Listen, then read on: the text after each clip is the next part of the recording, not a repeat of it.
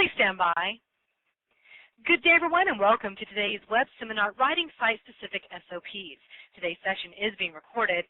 All participant lines will remain in a listen-only mode during the presentation. However, questions and comments are encouraged and enabled by pressing *1 on your telephone. If you experience technical difficulty, please press *0 for assistance. And I would like to direct the audience to force their screen to full view by pressing the small icon located in the bottom right corner of your screen. You're looking for a blue box with arrows pointing out from the corners. Please click that icon now to bring the presentation to full view. And at this time, I'll turn the conference over to Ms. Liz Buttery. Please go ahead, Liz. Hi, thank you. Welcome, everyone. Again, I'm Liz Buttery. I'm Training Coordinator at the Clinical Coordinating Center. I'd like to take a moment now to welcome and thank Mary Elise Kaye and Carrie Baron-Myak with the Appalachian Tri-State Node. They will be presenting for us today and sharing their expertise. Carrie, I'll go ahead and turn the microphone over to you now. All right, thank you so much, Liz. Welcome, everyone, to the webinar on writing site-specific SOPs. SOP stands for Standing Operating Procedures. This will be a 1-hour seminar providing a process, tools, and guidelines for writing site-specific SOPs that facilitate process documentation and consistency. Well-written site-specific SOPs is really an investment in your sanity. It's so valuable to your study. It protects you from many unexpected issues that come up. And we'll talk more about that as the webinar goes on. But getting a good handle on writing them and using them within your study, it's so important. We're going to start off with doing a polling question. We want to see, we have a number of people on the webinar, we want to see what your experience is. So if you could take a few minutes and answer what your experience is in writing SOPs.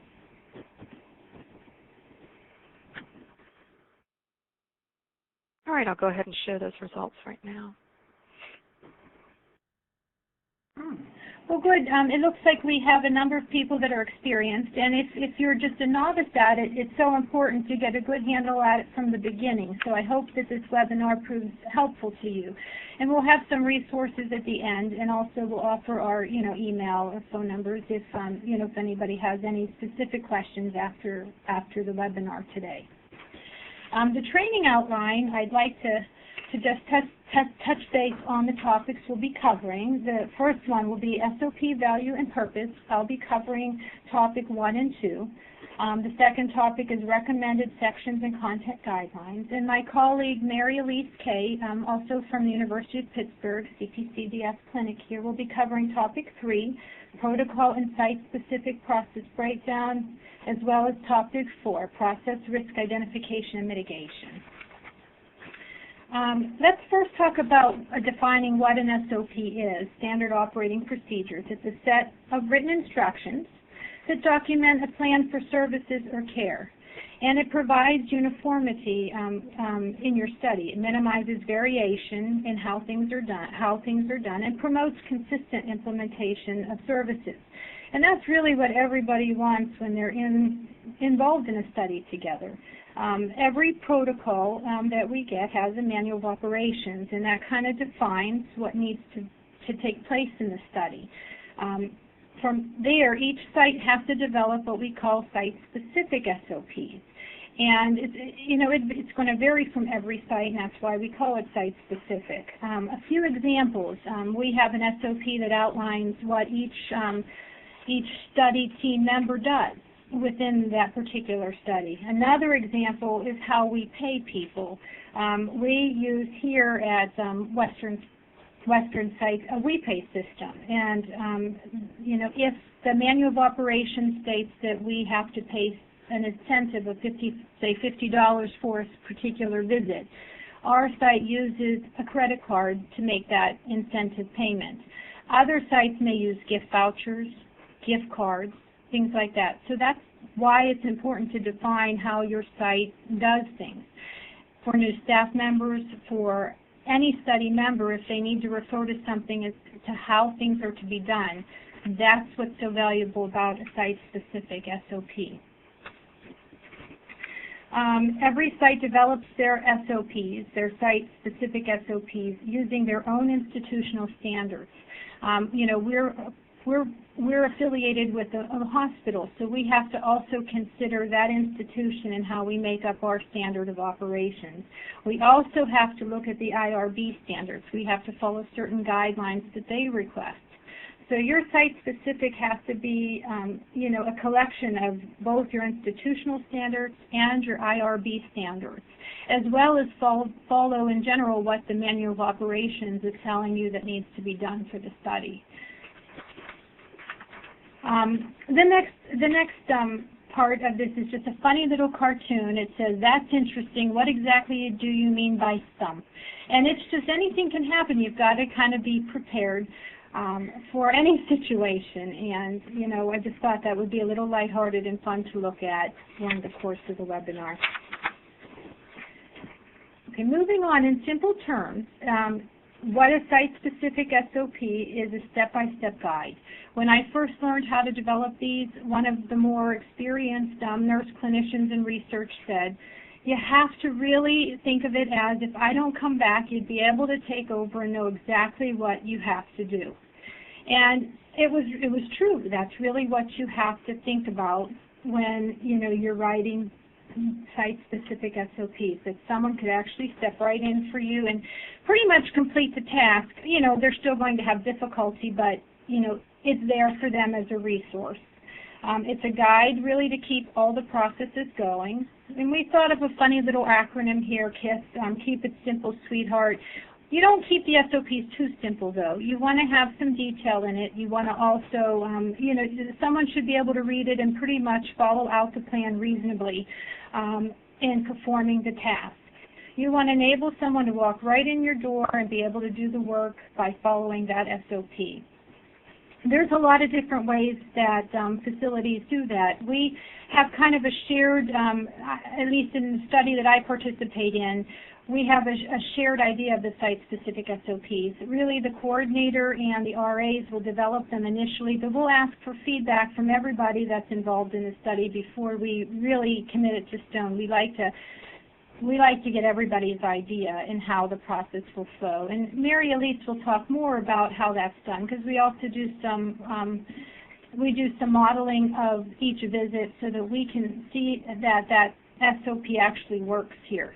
Sometimes what you think in your head doesn't always plan out when you actually perform the task. Okay, the value and purpose. This is, a bit redundant, but it's so true. It's standardizing your procedure. In every study, you want to minimize any variation to how a task is being done. It's a really good way, because even if you have new staff, new hires, they can read those SOPs, the site-specific SOPs, and learn how to do things all the same way. It's so easy to cut corners, and it's just a really good way to train new staff members to utilize that tool. Again, it's about process standardization, and it does facilitate quality of care. Management work processes, it does manage your work process, and it minimizes miscommunication. If someone knows where they can go to look up how something's being done, then that's all you can ask for. Because the coordinator or other staff members may not all be readily available to other staff members who have questions, that's one sure way. We also have a binder of our hard copy SOPs, but we also keep it on a share drive so that anybody has access to it within the study if they need to use it as a resource. And that's been pretty valuable. I don't know how many times I've logged on to look up something quickly. It does present an opportunity to protect yourself. You identify vulnerable components, and that's what you really want to focus on when you are writing your site-specific SOP. I'm going to talk briefly about the sections and content guidelines needed in a SOP. And then I'll share one of our examples here that we use. In every SOP, you'd like a cover page, a table of contents, and then you'll have core sections. Within that core section, you're going to have some type of introduction, the purpose for the SOP, the scope, the definition or abbreviations, if any are used, references, and then your detailed description of what the process is going to be. You want to write it concisely. It has to be a step-by-step, easy-to-read guide for people. They should be written with enough detail so that someone, even with limited experience or knowledge, can really follow through with the procedure and with a basic understanding, and they can successfully reproduce that procedure even when unsupervised. And, sometimes you have to write a draft of it, and, you'll share it with other staff members involved with the study, and they'll tweak it. And it's kind of a work in progress. It's not something that has to be written in stone, but it's something that needs to be developed as you are learning about the study itself. When you get a new study, it's so new, and you're reading the protocol, and then all of a sudden you get this manual of operations, and you really want to start thinking then as you're reading the manual of operations, what kind of site-specific ones you're going to need to focus on. And when you write a nice SOP, a site-specific one, you can use a lot of them in other studies. If you're within the same institute like we are, you're not reinventing the wheel. You might have one SOP that you love that you can use in 2 or 3 other studies because, it's the same way. For example, the WePay system. This is for our place at the University of Pittsburgh. It's our system-wide way of paying people, or what we call incentivizing the participant when they come and complete study tasks. So I picked that as being the example for you guys today. If you look, we number ours. On the next slide, you'll see the SOP number 17. This is part of the CTN 32 study. That's the primary study I'm working on right now. But we list the origination date on it anytime we've revised it. And then we list the rationale, and we're part of the AMS-CTP is a participating site in this clinical trial, and we list right there, this is a site-specific supplement to the protocol regarding the procedures for handling participant reimbursement. This is a site-specific one. Everybody within that CTN 32 study may have very different ways of providing the participant payments. So I just want to make that clear. This is a hospital-wide for us. So whatever study I do, whether I'm involved in 3 other studies, I pay everybody the same way. So this SOP is used for me multiple times. So by writing it nicely, I save myself time for the next study when, that comes into play. And then you go down and you look at the procedure. I have under there management, storage, and transfer of cards. And I list that under 1.1 and 1.2. Then I also list the WePay cards will be locked in a file cabinet in the coordinator's office at all times, and then how, what they do. Participants will be assigned a debit card during their first screening visit. They will then be in possession of this, they will be in the possession of the subject, and they'll be responsible for them at that time. We can replace them if we need to. It goes into detail about reimbursement, number 3, how much we have to pay participants at various visits. I like to include that right in there because then, staff who may not be aware of all the payment schedules can actually go right to it and see what they have to pay at certain visits. How reordering of them, how we do all of that. It's kind of listed there pretty easily for people to read. And at the very bottom, I always like to leave the resources of it. So the office that takes care of it, the Office of Grants, I leave a contact number and name so that we have someone to follow up with if the person has problems loading it or if the system is down. You always know a way of reaching them. So that would be just one really good example of a site-specific SOP. And, everybody's going to have different ways. There's so many we can list right now, how the study flow pattern can be an SOP, how you pretty much do everything, how you handle labs, how you handle, anything as far as if a study participant is incarcerated, if a study participant is suicidal. Those are the kind of site-specific issues you want to focus on right off the bat. And the person that I'm going to let talk more about this is Elise, because she's going to start with the protocol and site-specific process breakdown right now. So here we go. Thank you. Okay, you have your protocol, and you're following your protocol because the protocol has to be uniform in every site, but every site's a little bit different. Like Carrie had mentioned before, Everybody has a little bit different of an IRB approach. Their institution guidelines could be a little bit different. Also the environment. Your clinic might not be affiliated, or your research might not be affiliated to a clinic. You might not have a lab on site. So therefore, you have to write a site-specific for how you're going to follow the protocol issue, how you're going to get a blood draw if you don't have that primary care on your site. Are you going to walk them across the street to the Quest building? Those are things, you know, you're going to write about. That's why it's site-specific. Gathering tools and paperwork needed for operation, and that goes into the role playing. What we like to do, what I've done in the past, when you start a new study or when you need to revamp something, you kind of want to play it out. So you get your CRFs, whatever you need, like you're going to perform your actual very first baseline visit. And so you go through the routine. Somebody's the patient, somebody's the study coordinator, somebody's the RA, and then we kind of role play that. And we say, oh, this isn't going to work here, so let's leave that out, or let's do it this way. Who's going to greet the person? Are they going to go to a registration booth first? Are they going to come directly back to your office? So when you brainstorm in your role-playing, it kind of brings things to light that you wouldn't really know just by reading the protocol if you act it out.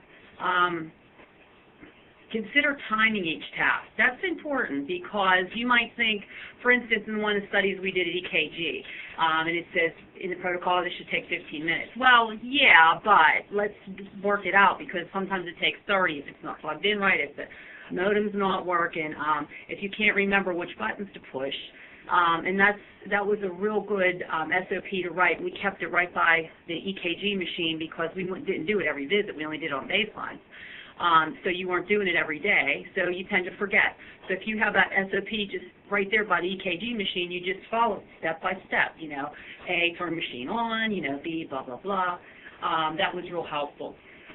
The other thing I wanted to mention is that we have SOPs for routine events. Things you know definitely are going to happen, things that have to happen. Urine drug freeze, that's part of the protocol. We need to get those. Let's write an SOP of how we're going to do it. You know, how we're going to prompt the person, how we're going to actually obtain it, things like that. Local study flow, baseline visits, things like that you know are going to happen. Then there's another SOP to write for risk events. What if somebody can't urinate to get the data collection? What if somebody misses their visit and they're outside the study window? So you have kind of two types that we're going to look at, and I'm going to talk about more risk events as we go on. So to record, of course, Carrie had mentioned this before, record the operation sequentially, and that's kind of a no-brainer. You want to go step 1, step 2, step 3, but you're going to follow them in the sequences it's going to happen. And I wrote direct observation is best, because we found by role-playing each thing, it really helped. It brought everything to light. It timed it. It made it more smooth. So if we have to iron out any of the kinks, we can do that.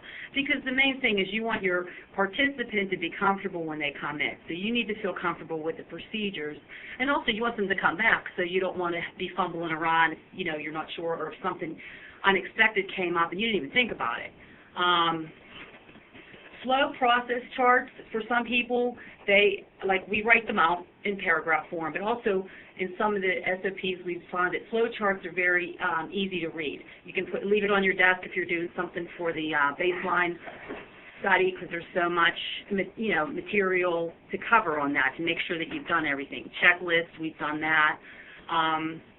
So as you're writing it, you might say, well, this might be good in a flow chart. It's like easy read as you know, you're going through a procedure. Okay, we can flip to the next screen. The next little. Aha. This is just a little drawing that kind of makes you think about risk. These two people are looking at, look at that boulder up there. Could that be a risk? Oh, what do we do to prevent that boulder from coming? Well, evidently they must not have thought about it because the boulder started falling. The only thing that they can do is run away. But you want to kind of think about that risk before the boulder falls so that you're prepared. You know, thank God they got out of there, it looks like. But but that's what it's about. You want to perceive it. You want to think about it. What could happen to this study that we could prevent before it happens? And then you want to assess, when you assess it, the severity, and I'm going to get into that on the next screen, I believe. Yeah. We were going to do the polling question first. But before that, before I get into this risk identification, I wanted to do a little polling question, see if everybody kind of is thinking about this already, because you may be not even realize it. What is a typical risk event that may be identified and avoided as part of the SOP development process? Whoa.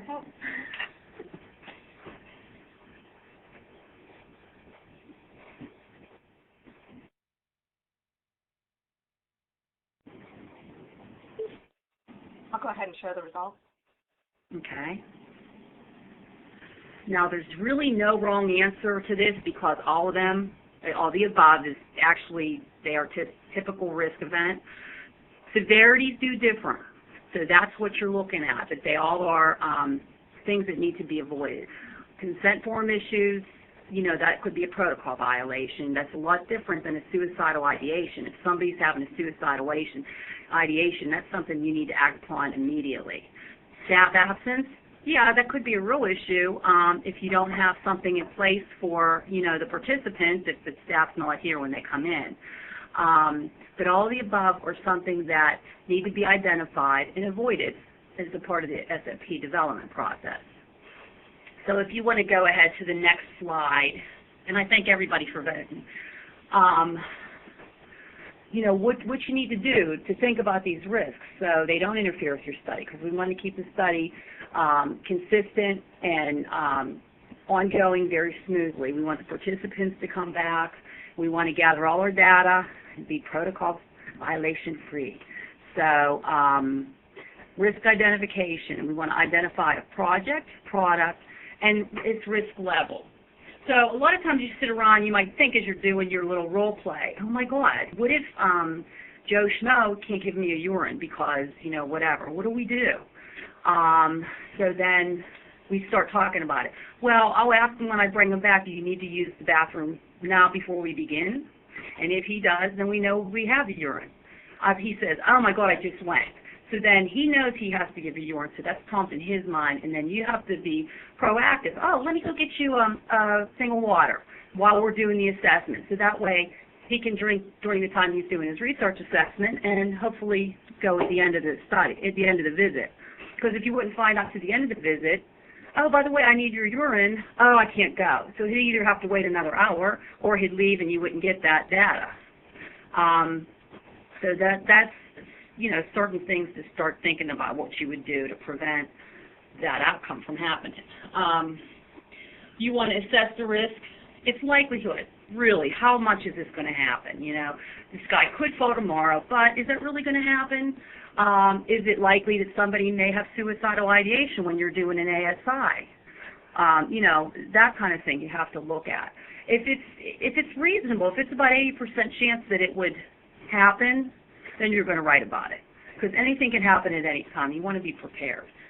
You want to look at the population you're working with. We work in a dual diagnosis clinic, so people have mental health issues as well as substance use. And there is a lot of times people are not feeling very well. They're suicidal. They don't feel like getting up out of bed to come to group, let alone, you know, for a research visit. So these are different things you also have to look at.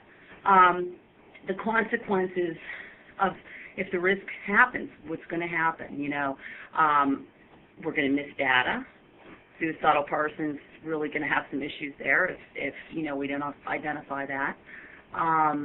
You know, and there's another slide coming up, and it kind of breaks it down into like a little graph or chart. So I'll wait to go into that detail more when we get to that slide. Risk planning. You want to develop plans, which is your SOP, to avoid or minimize the risk. And like I said, that's when your SOP, when you're brainstorming and, oh my gosh, what if, you know, we have all intent to get everybody in here in their study visit window, but what if he misses? What do we do? You know, what do you do beforehand so you can prevent even that happening? You're going to get reminder calls. the day before he's due in. You gave him that appointment card on his baseline to come back for week 4, so we call him before week 4. If he doesn't come in, then we call him again, remind him he has a study visit window, and, leave him messages. And usually they forget or they lost their card, so they do come in unless, whatever. But you want to work hard to get the people back to come in. Risk monitoring and controlling. Monitor and adjust plans. And what I wanted to talk about that is, when you're writing these SOPs, they are not set in stone. It's not the 10 Commandments, because things can always be changed or tweaked if it's not working for you. This is your plan for your clinic. So all of a sudden, if your office moves and you're not on the same floor as the reception area, you're going to have to change how you're going to greet your participants. Just something minor like that. But they can always be changed to better the procedure and the process, because you want to make the participants feel comfortable and you want them to come back. Let me see, I think we're okay. The next slide, please. Hey, look, it's CPCDS's waiting room. No. It does kind of look like it without water dripping, though. Right here, this is a risk assessment. And I counted, I think, 6 risk factors in this little cartoon. The suicide bomber, that's a big severity, I would think. Definitely. He's sitting there reading a book. You have the coffee cup at the very end of the table that could fall, cause a spilling hazard for people to fall. You also have one leg missing from that table, so, it's going to go at any minute. Hopefully it doesn't hit the suicide bomber because he's going to go off. And then you have I guess it's a little child, I don't know, or one of, an adult patient running around with his shoes untied, holding scissors, and he's got something in his mouth. I don't know, tongue depressor or something maybe. So he's just a disaster waiting to happen to go to the ER. So as you look at this, you're going to say, what would I do? Well, you'd hopefully catch the suicide bomber before he walked into your lobby, so you can kind of say, can you go across the street, please?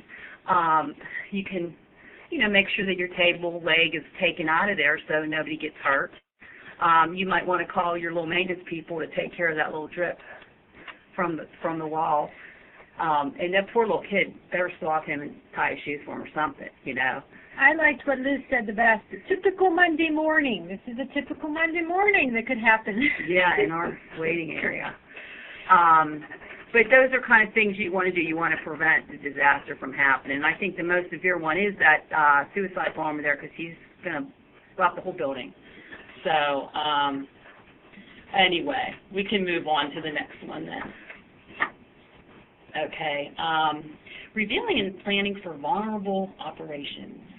And like we were saying before, you want to brainstorm. You want to think about possible risks that could happen. So you want to generate a list. Of course, you're going to write them down so you know what to write about, for your SOPs. Sometimes in some of the ops manuals that come out with this study, they have suggestions in there what you could write about for your site-specific. And that's a really nice guide to start with because, they want to see this, So then from that, you can create other ones as you come, writing the ones that they suggest. Oh, wait, this might work over here because we do this different at our site than so-and-so does it at theirs. The goal is to find potential problems before they happen. And, sometimes it's hard because you can't think of everything that could possibly happen. But if you start sitting around and talking about it, and I'm going to get into I was thinking about this on my way home yesterday. We just did this recently because in our city, at the end of the month, we have the G20 summit coming. And it's going to be a hot mess from the traffic, from closures and streets. It's just going to be very difficult to get around in the city for those 2 days. So when that first kind of came about, we kind of talked about, we need to look at who we're scheduling. So we didn't schedule people for those 2 days. Now, as things unfold, we had a meeting, not just the RA and myself, but we had a meeting as the whole group, and our nurse coordinator had suggested, she was reading off some of the things that she had, received from the university about where certain, functions are going to happen in our area here in Oakland, not just in downtown. so that how that would affect transportation for the staff. Also for the participants, because they're going to cut some of the public transportation. Security issues are going to be high. So we really had to stop and think about what we needed to do for those 3 days for our study. They sent around via email new disaster plans. So I printed those off. I put them into the SOP binder and, discussed it with the RA. So, hey, just these are in here. God forbid if anything happens, we have these policies that are, University of Pittsburgh that we can follow. And then from then on, looking at the day before all this is going to happen, she was concerned because, dignitaries are coming from all over the world. They're not all going to come in on a Thursday morning. So take a look at that day before and let's focus on what we can do to rearrange some of our, like the stage 12 group. Maybe we could do that on Monday instead of a Wednesday. So we sat down and we brainstormed and came up with a list of things to do. Contacted the participants who were coming in the day before the summit even to, verify. You might not have transportation that day. The one guy says, well, I do walk to group, so I'll be there. So, and if not, we reminded him that that was the first day of his study visit window so that we could catch him the next Monday if not. And, we'll be in contact with him before that. So this is just an idea of something that we just recently did. Thinking about things before they happen. We've broken the task areas. It's usually the RC, the RA, but then we get the whole team involved. Brainstorming ideas. Well, what about this? Well, what about that? And from somebody else's thought and idea, you might come up with something totally different too, and it works really well. Past experience. If you've worked on other studies, you can share your experiences, and maybe not just with that disaster plan, but blood collection, urine collection even. Oh, that didn't work for us on this other study because we had to do it this way. So if you can share your experiences, then, that helps, because experience is always a good thing. Focus on events that could create an unwanted outcome. That's the other thing. You're looking at possible risks and, events. You want to prevent the things you don't want to happen. You don't want people to miss their study visit window. You don't want to miss data collection. You don't want to jeopardize safety of your participants in any way. So you want to really look at that and create a plan.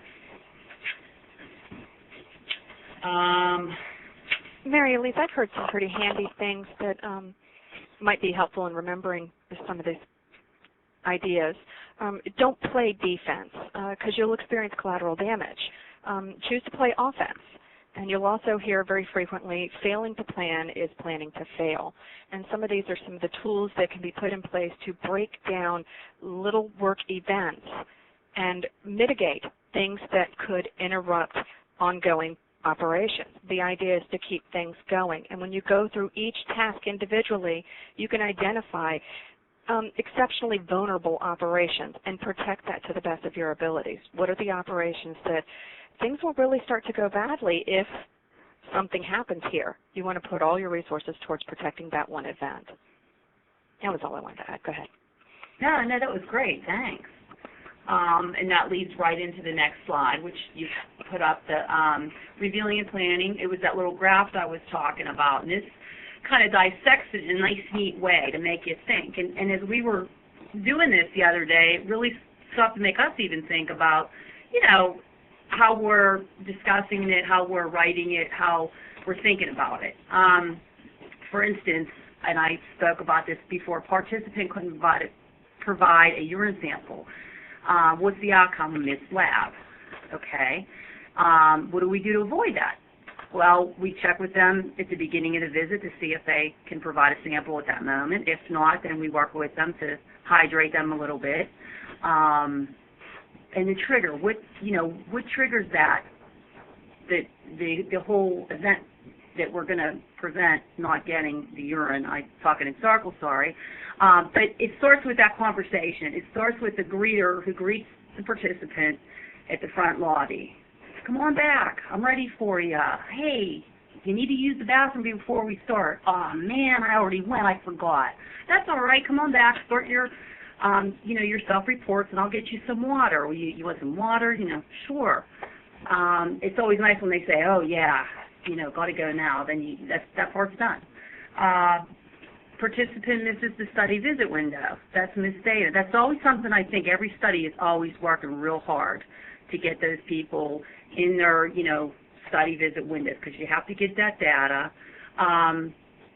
What triggers that? Well, of course, the very first no-show really triggers it, but from experience, you want to remember that, what did you do for that last study? So these participants showed up, You want to give them an appointment card for the next visit. At the end of this visit, you want to call them a day or two before to remind them that they're due in at 12 noon on, September 15th. If they don't show that day, that's usually their first study visit window. That's in our SOP. That's when we schedule them, so that if they don't show, we can grab them again in the next couple days.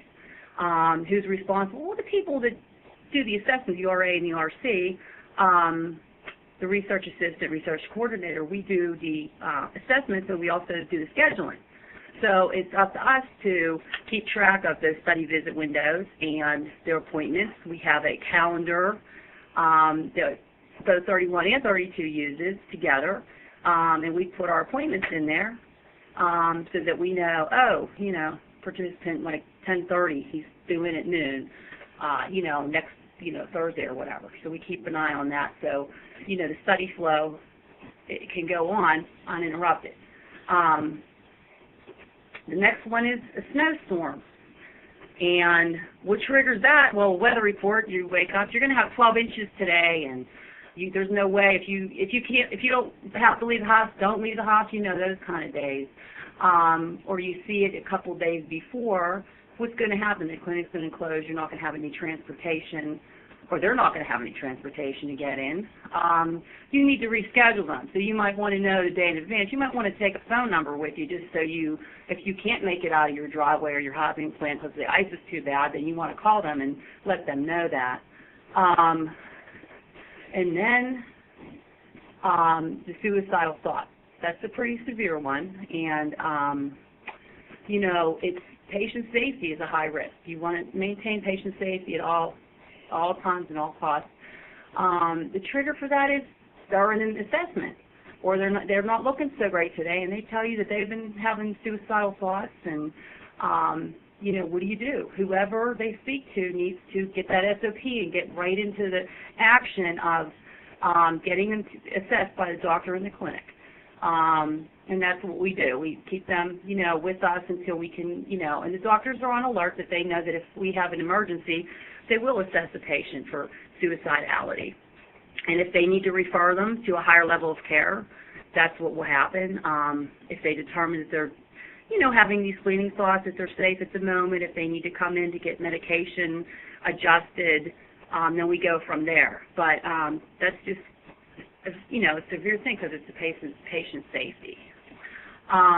And at this point, I wanted to ask if anybody has any of their own experiences that they can share, what they've done in writing, in identifying risks and writing SOPs. Kelsey, can we go ahead and open up the phone lines, please? Absolutely. Well, ladies and gentlemen, at this time, all the phone lines are open, so we please ask that you use your mute function when not speaking. And then if you need to step away from your phone line, please don't place it on hold, as doing so could feed music into the entire conference. And once again, all the lines are open, so you can pose your questions or comments at any time.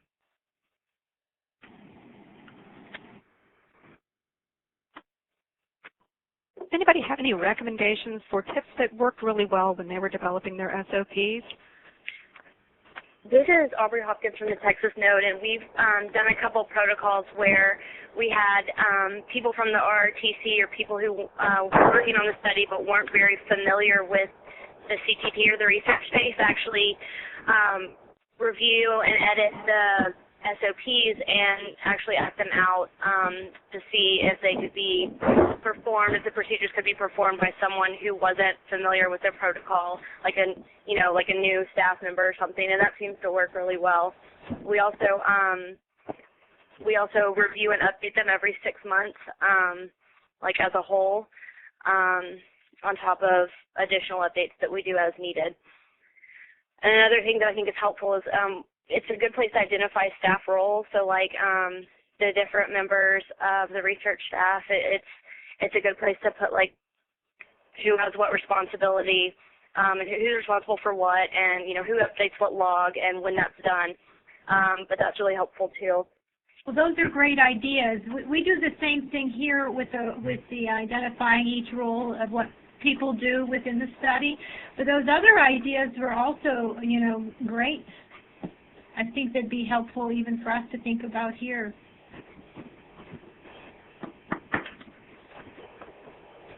Anyone else? Hi, this is Ed Weiss in Del Valley. Hello. Hi. Something that's been useful for us sometimes in the introductory portion of the SOPs, it's good to refer to what section of the protocol this is derived from. So if you need to look at the original, at the main protocol, you don't have to thumb through it. It's right there for you with the page number. Right.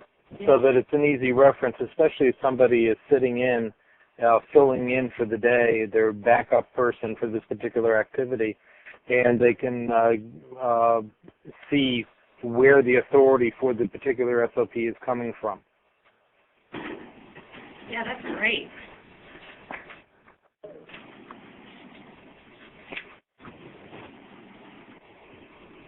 Anyone else? Yeah, this is Kathy from the Texas Node too. Sometimes when I'm at the RRTC, so sometimes when I'm reviewing the local SOPs, it's helpful for me sometimes to take a tip from the journalism field and just in my mind have the who, what, where, when, why, and how, just to make sure that everything pertinent's been addressed. And another thing I always advise the research staff to do is, as much as possible, to keep in mind like you might be writing them for your grandmother so that anybody could understand these, try and avoid a lot of jargon, acronyms, and long sentences, just as much as possible to make them concise and clear. Well, I love that who, what, where, when, and why. If you think about that for every, one you write, that really puts it quickly for you. Do you cover everything that you need to? Mm-hmm. That's great. All right, are there any more comments or questions?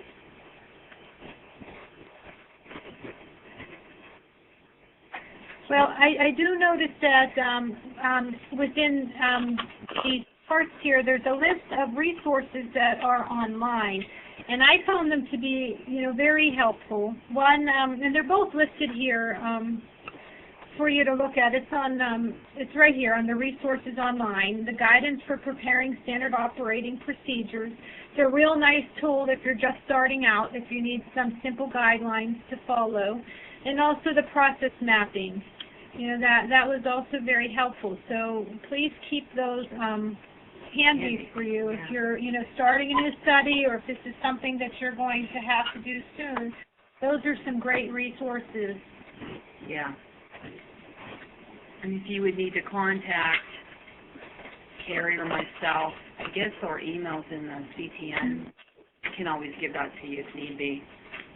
I think also included is the CTN dissemination library. There's other resources within here, so if you print out the handouts, you'll be able to, use all of them when you need to. So,